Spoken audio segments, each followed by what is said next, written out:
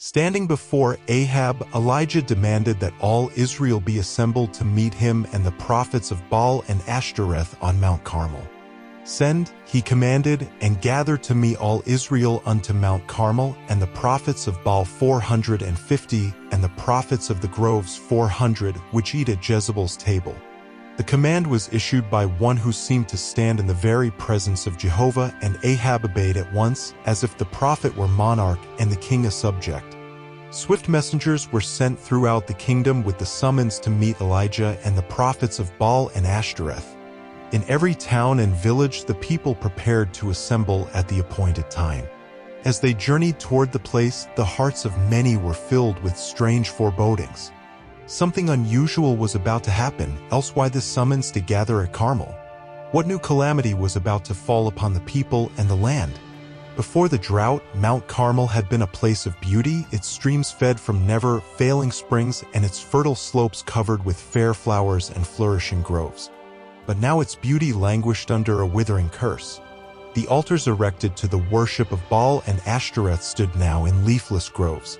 On the summit of one of the highest ridges, in sharp contrast with these, was the broken down altar of Jehovah. Carmel overlooked a wide expanse of country. Its heights were visible from many parts of the kingdom of Israel. At the foot of the mount there were vantage points from which could be seen much of what took place above. God had been signally dishonored by the idolatrous worship carried on under cover of its wooded slopes, and Elijah chose this elevation as the most conspicuous place for the display of God's power and for the vindication of the honor of his name. Early on the morning of the day appointed, the hosts of apostate Israel, in eager expectancy, gather near the top of the mountain. Jezebel's prophets march up in imposing array. In regal pomp the king appears and takes his position at the head of the priests, and the idolaters shout his welcome.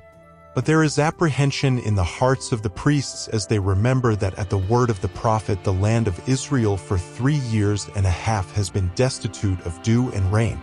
Some fearful crisis is at hand, they feel sure. The gods in whom they have trusted have been unable to prove Elijah a false prophet.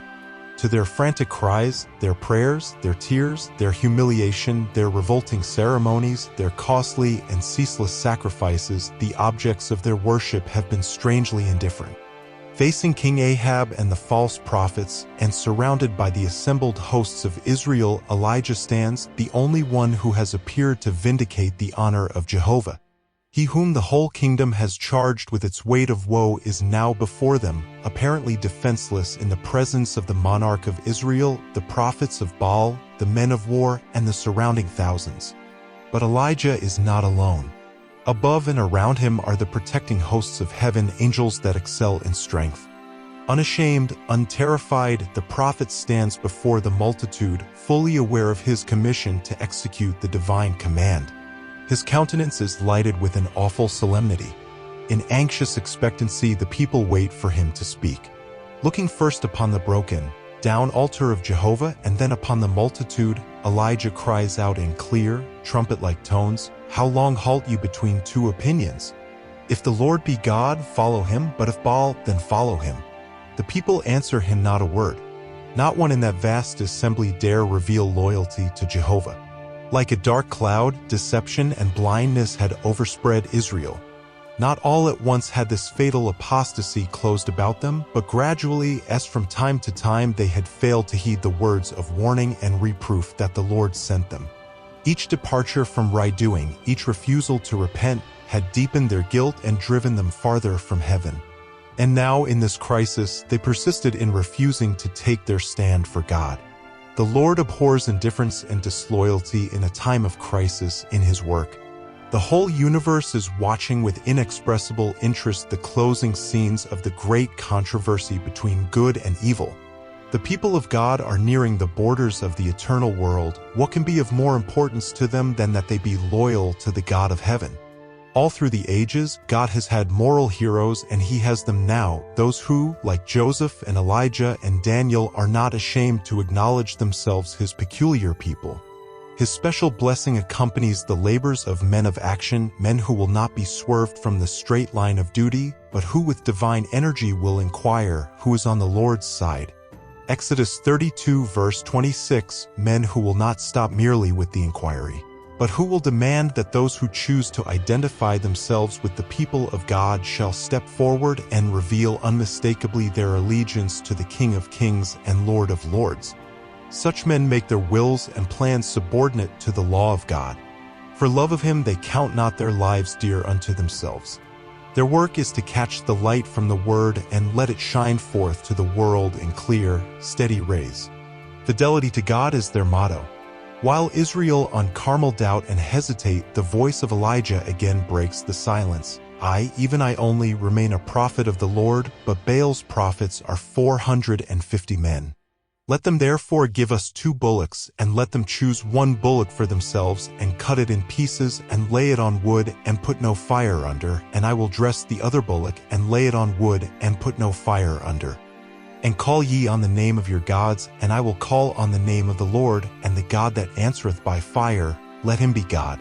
The proposal of Elijah is so reasonable that the people cannot well evade it, so they find courage to answer, it is well spoken. The prophets of Baal dare not lift their voices in dissent, and, addressing them, Elijah directs, choose you 1 bullock for yourselves, and dress it first, for ye are many, and call on the name of your gods, but put no fire under.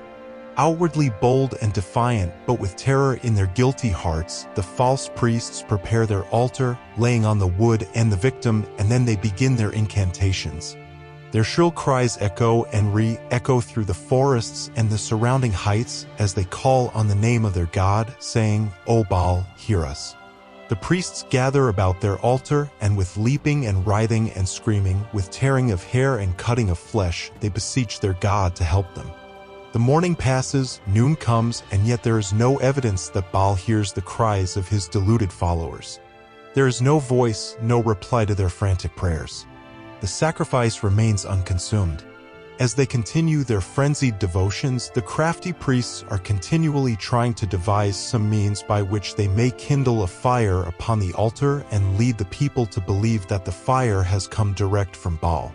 But Elijah watches every movement, and the priests, hoping against hope for some opportunity to deceive, continue to carry on their senseless ceremonies. It came to pass at noon that Elijah mocked them and said, Cry aloud, for he is a god. Either he is talking, or he is pursuing, or he is in a journey, or peradventure he sleepeth and must be awaked. And they cried aloud and cut themselves after their manner with knives and lancets, till the blood gushed out upon them. And it came to pass, when midday was past, and they prophesied until the time of the offering of the evening sacrifice, that there was neither voice, nor any to answer, nor any that regarded. Gladly would Satan have come to the help of those whom he had deceived, and who were devoted to his service. Gladly would he have sent the lightning to kindle their sacrifice. But Jehovah has set Satan's bounds, restrained his power, and not all the enemy's devices can convey 1 spark to Baal's altar. At last, their voices hoarse with shouting, their garments stained with blood from self-inflicted wounds, the priests become desperate.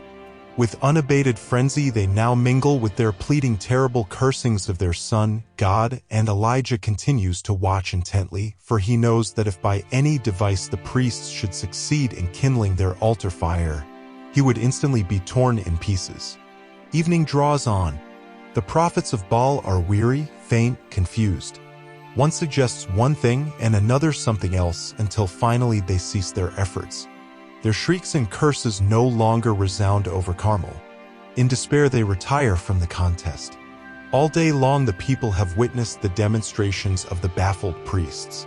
They have beheld their wild leaping round the altar as if they would grasp the burning rays of the sun to serve their purpose. They have looked with horror on the frightful, self-inflicted mutilations of the priests and have had opportunity to reflect on the follies of idol worship. Many in the throng are weary of the exhibitions of demonism, and they now await with deepest interest the movements of Elijah. Don't miss how everything ended.